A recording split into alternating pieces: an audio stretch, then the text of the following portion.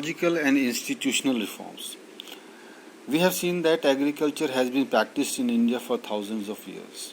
Sustained uses of land without compatible technological institutional changes have hindered the pace of agricultural development.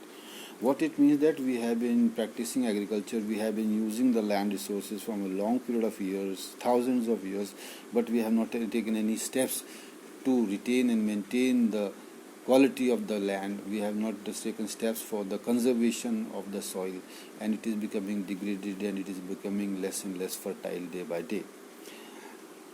In other words, we can say कि agriculture हमारे देश में हज़ारों साल से किया जा रहा है, लेकिन एग्रीकल्चर तो कर रहे हैं, ज़मीन का हम उपयोग कर रहे हैं, लेकिन हमने कोई ऐसे कदम नहीं उठाए जिससे कि हम सॉइल की फर्टिलिटी को बचा के रखें, ज़मीन को जो है हम उसकी जो प्रोडक्टिविटी है उसको मेंटेन करके रखें, जिसके लिए हमने कोई टेक्नोलॉजिकल या इंस्टीट्यूशनल चेंजेस नहीं किए टू कंजर्व द लैंड.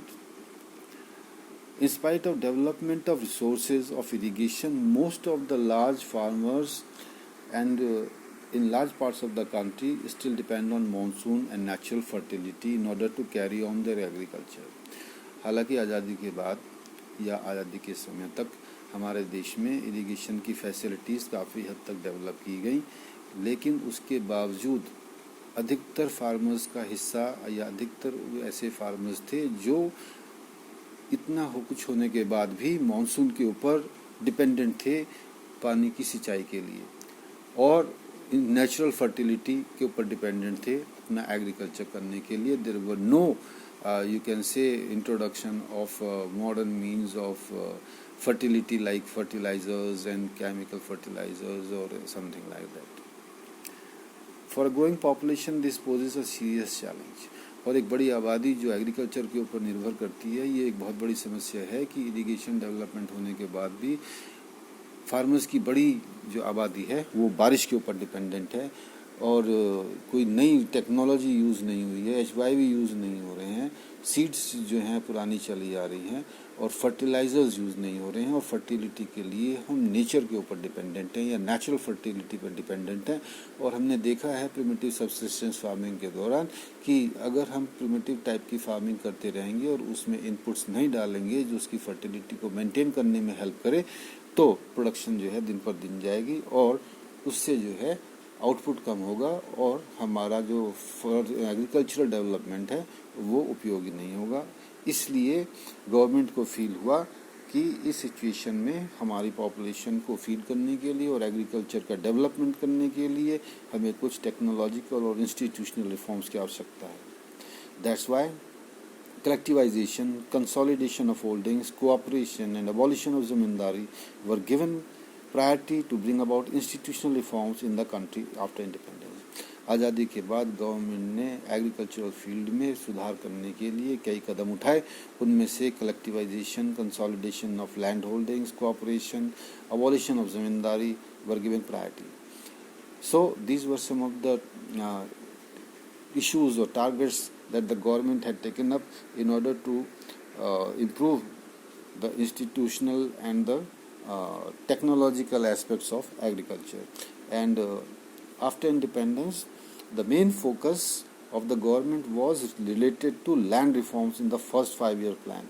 आज़ादी के बाद सर एग्रीकल्चर के विषय में गवर्नमेंट ने फर्स्ट 5-year प्लान जो बनाया एग्रीकल्चर के बारे में, उसमें टेक्नोलॉजिकल और इंस्टीट्यूशनल रिफॉर्म्स करने का उसने निर्णय किया.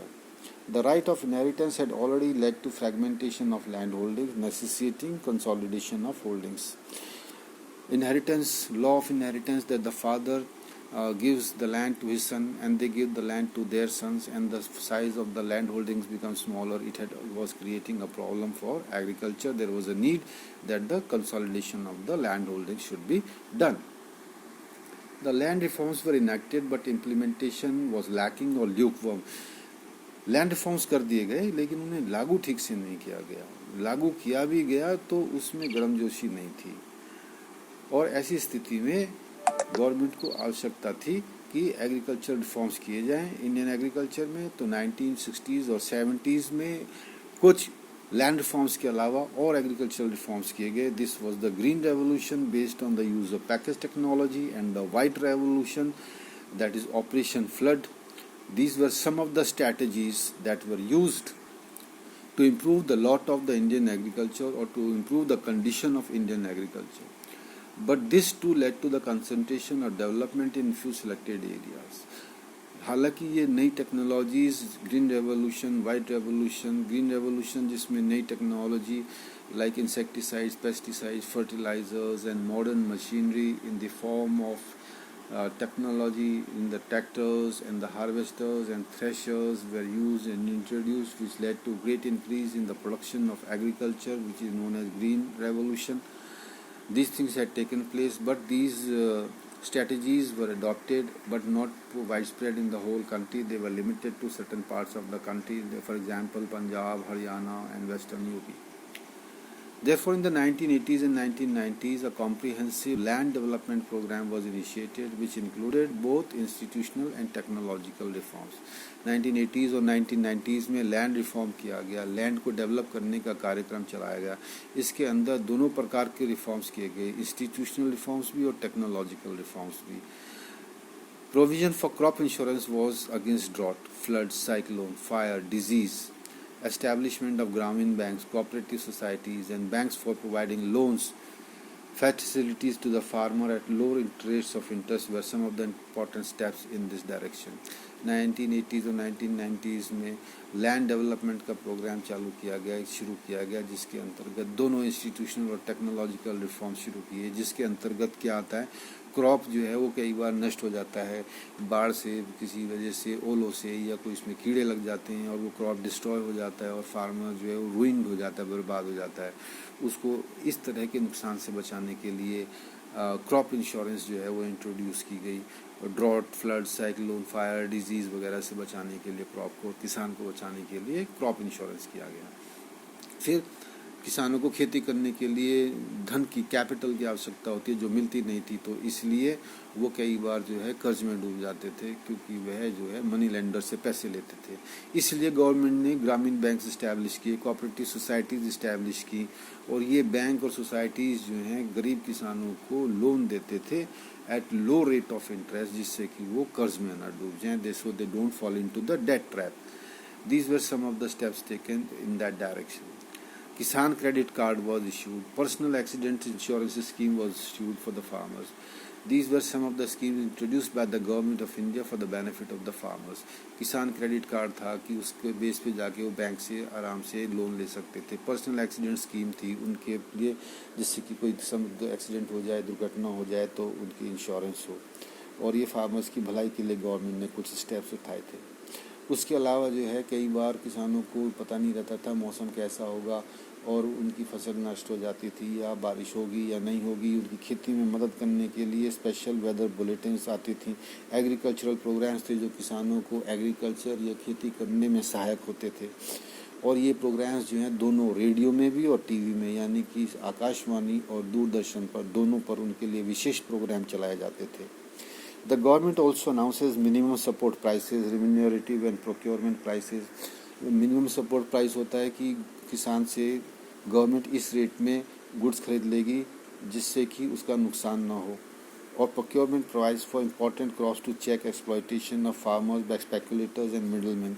और जो इम्पोर्टेंट क्रॉप्स हैं वो फार्मर्स से गवर्नमेंट खरीद लेती थी, जिससे कि जो ठेकेदार हैं या जो ट्रेडर्स हैं उन्हें कम रेट में ना खरीद लें, या खरीदें और ठीक से पैसे ना दें. इसलिए गवर्नमेंट जो है इम्पोर्टेंट क्रॉप्स को सही रेट पे फार्मर्स से खरीदती थी और उन्हें स्टोर करती थी, और उसके बाद ज़रूरत पड़ने पर पीडीएस, पब्लिक डिस्ट्रीब्यूशन सिस्टम के थ्रू उसे मार्केट में बेचती थी. इससे सबको फ़ायदा होता था. किसान को उसके जो सामान है या उसका जो अनाज है या उसका जो प्रोडक्शन है उसका उचित मूल्य मिल जाता था. दूसरी तरफ किसानों का जो फ़ायदा तो होता ही था, लेकिन जो गरीब लोग थे उनको भी सस्ते दामों पर गवर्नमेंट के द्वारा राशन की दुकान से या पीडीएफ सिस्टम के माध्यम से चीप रेट पे या लो रेट पर goods, agricultural products, wheat, rice वगैरह मिल जाती थी.